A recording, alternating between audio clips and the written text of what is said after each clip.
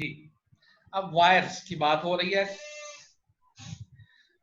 Usually हमारी wires जो है हमारे आर्थोडोंटिक अप्लायंस में आती है। आपने आर्थोडोंटिक किसी की ट्रीटमेंट देखी होगी तो उसमें दरमियान में एक वायर पास हुई होगी,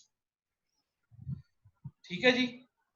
रॉड, क्लास्प और रेस्ट्स भी हम पार्शियल डेंचर में बनाते हैं। क्लास्प वो होते हैं जो मुकम्मल तौर पे, जो मैंने उस दिन बताया था, दांत को उसने पकड़ा हुआ होता है। रेस्ट वो है कि वो दांत के ऊपर कोई रेस्ट सा बना हो कि वो रॉड मटेरियल के साथ वो नीचे ना सिंक ना होने दे उस हमारे जो है क्या इसको कहते हैं डेंचर वगैरह को। अच्छा जी। तो वायर्स जो हैं वो मेल अलाइंड कीट जो होते हैं उनको दोबारा अरेंज करने में, उनकी पोजीशन सेट करने में काम आते हैं। और दूसरे नंबर पे क्या होता है, आइडियल डेंटल आर्च के पास पास ला के या उसको अप्रोक्सीमेट करने के हमारे काम आते हैं। अच्छा जी। कंट्रोलिंग वेरिएबल्स क्या होंगे? वायर सिलेक्शन जो होगी वो आपके मूवमेंट ऑफ रिक्वायरमेंट जो है, या सॉरी रिक्वायरमेंट फॉर मूवमेंट जो है उसके फॉलो करेगी कि हमने कौन सी वायर जो है यूज करनी है, हमारे क्या रिक्वायरमेंट क्या है, हमारा एक्सटेंट ऑफ मूवमेंट क्या है, और स्पीड, कितनी स्पीड के साथ हमने मूवमेंट को करना है। हम एक दिन में दांत को सीधा करना चाहते हैं तो मोटी तार तो दूसरी वाली मतलब स्टेनलेस स्टील वाली लगा देंगे। हम अगर उसी दांत को हम 2-4 हफ्तों में करना चाहते हैं तो फिर हम जरा नाइटाई पे चले जाएंगे। ये मैं एक दिन की मिसाल दे रहा हूँ, एक दिन में होता नहीं है और ना करनी चाहिए, ठीक है। हो तो जाता है लेकिन वो बाद में दांत हिल जाएगा और उसके मुंह से बाहर होगा। अच्छा, अब ऑर्थोडोंटिक ट्रीटमेंट में हमारे पास होता क्या है, जो एम है वो हमारा क्या होता है ऑर्थोडोंटिस्ट का, कि टूथ मूवमेंट का रेट जो है वो हमारा क्या होता है, वो मैक्सिमम हो, और पैथोलॉजिकल चेंजेस उस दांत के इर्द गिर्द कोई पैथोलॉजी जो है वो मिनिमम हो, डैमेज कम से कम हो, फायदा ज्यादा से ज्यादा हो जाए, ठीक है जी। अब वायर्स जो है ये प्रोड्यूस कैसे होती हैं, वो कहते हैं इनको एक इनगोट हम लेते हैं। इनगोट समझते हैं किसको कहते हैं? ये गिलास है, अगर हम कोई मेटल लेते हैं और उसको कास्ट करें, पूरा ये गिलास की एक टिक्की सी बना दें, इसको इनगोट कहते हैं। वो जो टिक्की सी होगी, इनगोट का समझ पड़ा? ये इनगोट को खास चीज नहीं है, ये इनगोट उसको उस जो टिक्की सी जो होती है जिसको मेटल की, जिसको हम कास्टिंग के लिए यूज करते हैं, जो हमें मैन्युफैक्चर देता है, उसको इनगोट कहते हैं। इस समझे ये इनगोट है तो इसको हम पकड़ के खींच के अगला हिस्सा थोड़ा सा हम इसको अगर किसी ऐसी डाई से गुजारें कि ये पतला होना शुरू हो जाए, ग्रेजुअली छोटे से छोटा एक वायर बन जाए, मतलब ग्लास जितनी मोटाई हो और आखिर में वो हमारे पास 2 मिलीमीटर, 4 मिलीमीटर, 5 मिलीमीटर थिकनेस की वायर बन जाए, ये जो है इसको हम खींचते हैं। तो इसमें क्या होता है, वही हमारी फाइबर स्ट्रक्चर आ जाती है, ठीक है जी। तो इनगोट जो होती है हमारी वो कन्वर्ट हो जाती है इसमें वायर में।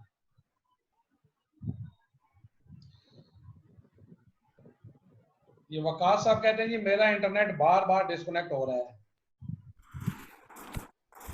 एक्सक्यूज मी सर, जी, सर ये पैथोलॉजिकल चेंज वाला पॉइंट जरा एक्सप्लेन करें।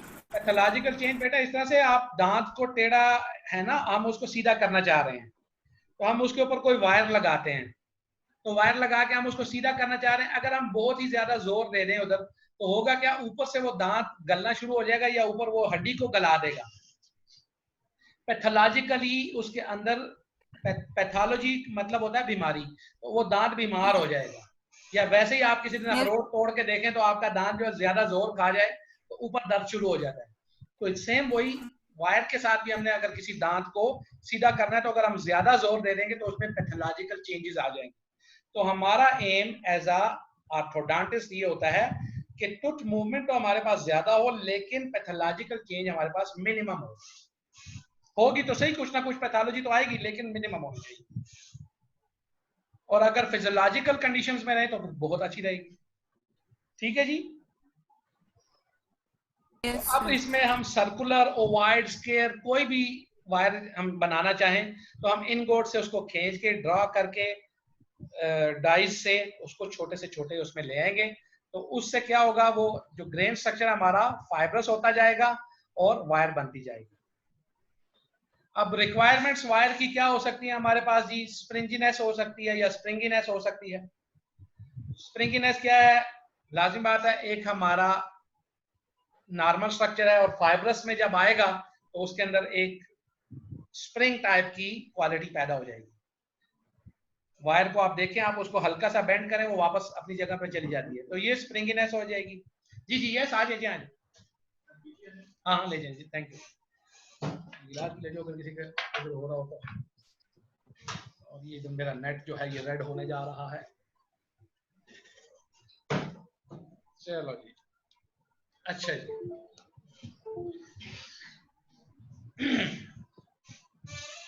तो वो आप वायर किसी को देखें थोड़ा सा दबा के तो वो वापस अपनी जगह पे जाती है, इसको स्प्रिंगीनेस या स्प्रिंजीनेस कहते हैं। ठीक है, समझ आई स्प्रिंगीनेस की? सर जी टोलू दशवी दी सर। कारिदा से टोलू दशवेदन। सर हम थके हुए हैं। सारे सो चुके हैं? No sir. No sir. अच्छा सर एक और बार बताएं जी, क्या और बात बताएं? सर ये सोई थी। आप क्या इधर से भागे हुए थे क्या आप सब लोग? स्प्रिंग नहीं जिसको सर, मैं कहते तो- हैं वायर। सर ये भाग जाती। जी, आप किसी भी वायर को जब आप पकड़ के थोड़ा सा प्रेस करें वो वापस अपनी जगह पे जाती है, इसको स्प्रिंगीनेस कहते हैं। और ये स्प्रिंगीनेस जो है ये फाइब्रस ग्रेन स्ट्रक्चर की वजह से होती है। स्टिफनेस, आप वायर को देखें वो स्टिफ भी होगी, ऐसी नहीं है कि आप वायर को हाथ में पकड़े और वो किसी वो फूल की तरह नीचे गिर जाए, वो ऐसे वाला कोई काम नहीं है। ठीक है जी।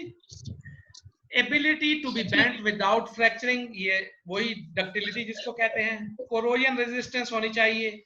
ये सारी रिक्वायरमेंट्स हैं, ये ध्यान में रखिएगा वायर की। और इफ अगर वो टूट जाती है तो हम उसको सोल्डरिंग या वेल्डिंग के थ्रू हम उसको जॉइन कर सकें। ठीक है जी। ये स्प्रिंग बैक एबिलिटी जो है ये इसमें इतनी होनी चाहिए कि लार्ज डिफ्लेक्शन कर जाए विदाउट परमानेंट डिफॉर्मेशन। मतलब वायर को आप खूब अच्छी तरह से अच्छा खासा भी मोड़ लेना तो आप उसको छोड़े तो वो फिर वापस अपनी जगह पे चली जाए। मतलब एक अच्छा खासा डिफ्लेक्शन आप उसको डिफ्लेक्ट कर सके किसी वायर को, ये उसकी प्राइम या मेजर रिक्वायरमेंट होती है। अब स्प्रिंग बैक पोटेंशियल जो है इसको अगर हम देखें तो ये ratio of yield stress to modulus of elasticity होती है। स्प्रिंग बैक पोटेंशियल जो होती है किसी भी वायर की, yield stress divided by modulus of elasticity. ठीक है जी जी। और अगर वो कहते हैं कि अगर आप बहुत ही ज्यादा अप्रॉक्सीमेशन करना चाहते हैं इस इक्वेशन की तो फिर आप प्रोपोर्शनल लिमिट को यील्ड स्ट्रेस की जगह पे रख लें, क्योंकि यील्ड स्ट्रेस को लाना जरा मुश्किल होता है, कैलकुलेट करना मुश्किल होता है। अच्छा जी, ये आप लोगों की वो आती जाती हैं मेरे ख्याल से असाइनमेंट्स, तो मेरे ख्याल से क्या ख्याल है आप लोगों को असाइनमेंट साथ साथ देता जाया करूं मैं, ताकि नेक्स्ट वीक तक आप असाइनमेंट भी किया करें। आप लोग सोए रहते?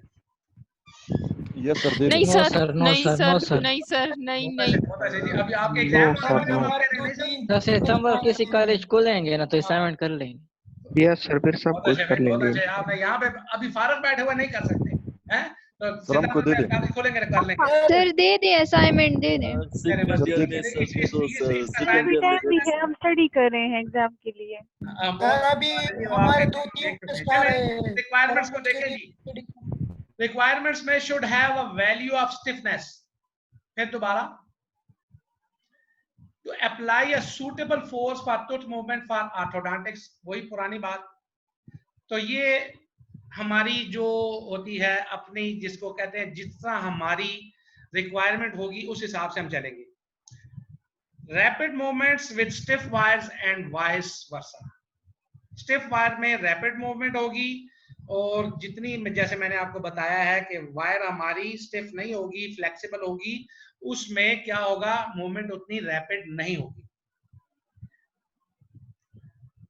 Most wires are produced in circular cross section, गोल होती है अमूमन, आपने वायर देखी होगी, लेकिन वायर में हाफ राउंड वायर भी होती है, रेक्टेंगुलर भी होती है, ठीक है ना जी, और क्यूबिकल भी होती हैं, मुख्तलिफ वायर्स हो सकती हैं। ये वायर को लाजमी नहीं है कि एक गोल चीज को ही वायर कहेंगे हम, ठीक है जी।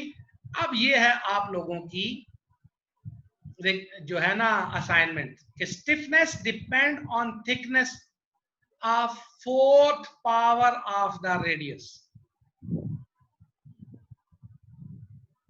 ठीक है जी।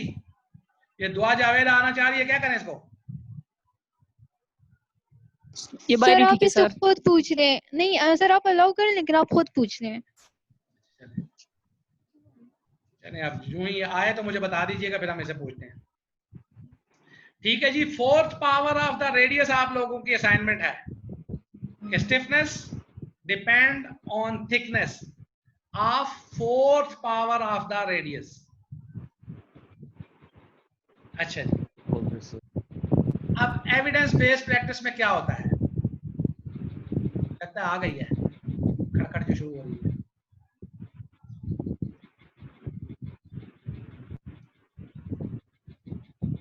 ये क्या है ना, यू भी चल रही है अभी तक। सर आ गई। आ गई है, क्या नाम था इसका? दुआ जावेद। क्या नाम है यार इसका? दुआ जावेद। दुआ दुआ दुआ जावेद, हाँ जी बीबी दुआ जावेद, आप हमें सुन पा रही हैं? सर उन्होंने माइक्रोफोन ऑन नहीं किया। अरे कर लेगी ना, ऐसी कौन सी बात है, तो उसका वीडियो ऑन कर देते हैं।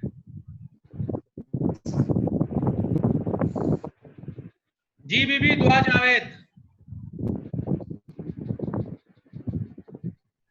सर माइक तो ऑन है उसका। किधर से आना है? नहीं हमारे पास, मेरे पास तो ऑन नहीं है।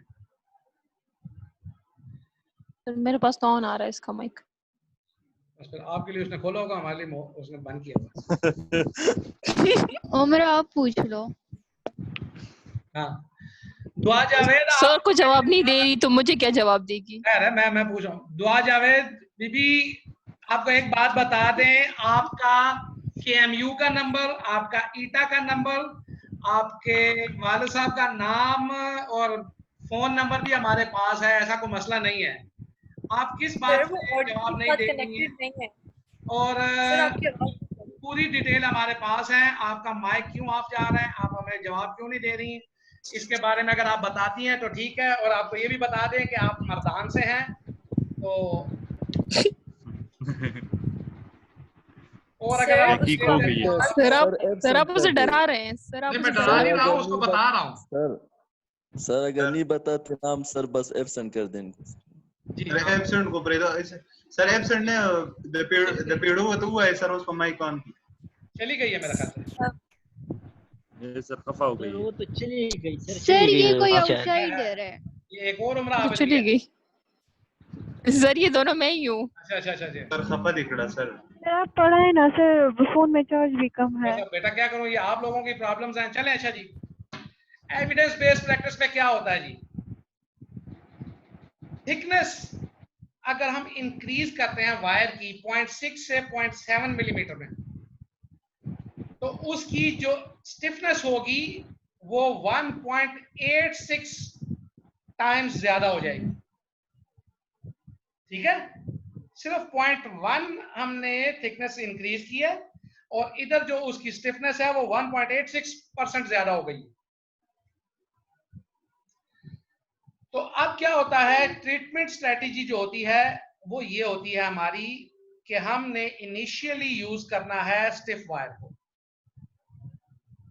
ठीक है जी, और लार्ज फोर्स देनी है टू मूवमेंट्स को रैपिडली। लेकिन ये है कि इन वायर्स को हमने फिर रिप्लेस भी करना रेगुलरली, ये नहीं कि उसके मुंह में वायर लगा दी, पैसे जेब में डाल लिए और बस उसको कहें चल जा फिर साल बाद आना, ठीक है। अच्छा, अगर इनकी स्प्रिंग बैक एबिलिटी जो है वो क्या हो, लिमिटेड हो, तो फिर क्या होगा, फिर एक डिफरेंट स्ट्रेटेजी हम करेंगे, उसको हम अपोजिट टेक्निक कहेंगे। उसमें क्या होता है, अगर हमारे तीर जो है वो बहुत ही ज्यादा टेढ़े मेढ़े हैं तो फिर हम तेजी के साथ उनको सीधा करने की कोशिश नहीं करेंगे, फिर हम फ्लेक्सिबल वायर लेंगे ताकि आहिस्ता आहिस्ता स्लोली वो जो टीथ है वो अपनी जगह पे आए। यहां पे हमें फ्लेक्सिबिलिटी चाहिए होगी और वायर जो है वो क्या होगी, सॉफ्ट चाहिए होगी और वो कम प्रेशर डाले, और क्या होगा, स्मॉल रेडियस उसका चाहिए होगा। ज्यादा मोटी तार अगर डालेंगे तो वो ज्यादा प्रेशर डालेगी। ठीक है जी। हाँ, अलबत्ता इसमें एक प्रॉब्लम ये हो जाएगी कि टिल्टिंग हो जाएगी उसकी ब्रैकेट के अंदर, जो दांतों में जो ब्रैकेट होती है उसमें वो वायर टिल्ट कर सकती है, उससे कोई खास फर्क नहीं पड़ता, लेकिन चलो फिर भी देख लेंगे ना। तो इसलिए बेटर जो है प्लान वो ये है कि inherently more flexible wire should be used. Ductility में अगर हम आते हैं तो ऑर्थोडोंटिक वायर्स जो हैं हमारी, इनको हम बेंडिंग के थ्रू शेप देते हैं। ठीक है जी। तो जब हम इनको बेंड करते हैं तो इनको फ्रैक्चर को रेजिस्टेंट होना चाहिए, ये ना हो कि हम बेंड करें वो फ्रैक्चर होकर हमारे हाथ में आए। ठीक है जी। इसके बाद रेजिडुअल डक्टिलिटी जो है ये उसके अंदर चाहिए हमारे पास। ठीक है जी। क्योंकि जब हम बनाते हैं, मैन्युफैक्चरर खास तौर पे जो हमें वायर देते हैं उसमें वो रेजिडुअल डक्टिलिटी थोड़ी सी छोड़ देते हैं। अगर वो सारी की सारी डक्टिलिटी को यूज कर लें तो फिर हम उसको किसी सेंस में भी वो नहीं कर सकेंगे, क्या उसको कहते हैं, बेंड नहीं कर सकेंगे। ठीक है जी। अच्छा जी। उसके बाद क्या है जी, वेरिएंट डक्टिलिटी के साथ होता है, और क्रिस्टलाइजेशन वगैरह जो है, रिक्रिस्टलाइजेशन जो है उनकी बात कार्डनिंग और उसके ऊपर डक्टिलिटी डिपेंड करती है। Corrosion should be resistant. ठीक है ना जी। कोरोजन रेजिस्टेंट मस्ट बल्कि होना चाहिए। क्यों? इन्होंने वेट एनवायरनमेंट में रहना है, मुंह के अंदर रहना है। ठीक है जी। उसके अलावा वही जॉइनिंग इनके अंदर कैपेसिटी होनी चाहिए। मैकेनिकल प्रॉपर्टीज जो होती हैं वो खराब नहीं होनी चाहिए। ठीक है जी। और कोरोजन रेजिस्टेंस जो है इनकी हमारे पास कम नहीं होनी चाहिए। और उसके अलावा इसमें यह है कि ये वाली कोरोजन रेजिस्टेंस वाली और ये दूसरी जो प्रॉपर्टी है हमारी मैकेनिकल प्रॉपर्टी जो है, ये रिड्यूस होती है अलॉयज में जो कि आराम से बेंट हो सकते हैं या बेंड करके और उनको लूप बनाए जा सकते हैं। लूप का मतलब जो गोल से करके लूप नहीं बनाते, जैसे गिरा लगा देते हैं, तो इसमें तो गिरा नहीं, इसमें लूप बनाई जा सकती है। तो लूप बनाने वाली जो मटेरियल होते हैं हमारे, उसके अंदर ये चीजें कोरोजन वगैरह का प्रॉब्लम इशू में आता है। मेन प्रॉपर्टीज ये सारी लिखी हुई हैं जी, स्टेनलेस स्टील की, गोल्ड की, निकल क्रोमियम कोबाल्ट क्रोमियम, निकल टाइटेनियम और बीटा टाइटेनियम, ये सारी आप लोगों ने खुद ही पढ़नी है, इसमें मुझे कोई पढ़ाने वाली कोई चीज है नहीं कि मैं आपको बताऊं। अवेलेबल मटेरियल हमारे पास क्या है जी, स्टेनलेस स्टील जो है यूजुअली 18/8 ऑस्टेनाइट और लेस देन 0.15% कार्बन के साथ बनती है। ठीक है जी। और हाई वैल्यू यील्ड स्ट्रेस होती है, स्प्रिंग बैक इसमें चाहिए हमें। वायर्स जो कॉमनली यूज होती हैं उनके नाम है 302 और 304, और ये नाम हमने नहीं दिए 302 and 304. These names were given by American Iron and Steel Institute. They have high modulus of elasticity and ultimately apply large forces. Lower forces can be achieved using a wire of small diameters. Grades में अगर हम देखते हैं तो obtain होंगे हमारे पास 3 grade में, soft, half hard, hard. ठीक है जी। तो ये जितनी बेंडिंग हमें चाहिए होगी उस हिसाब से हम देखेंगे, और ऐसे है।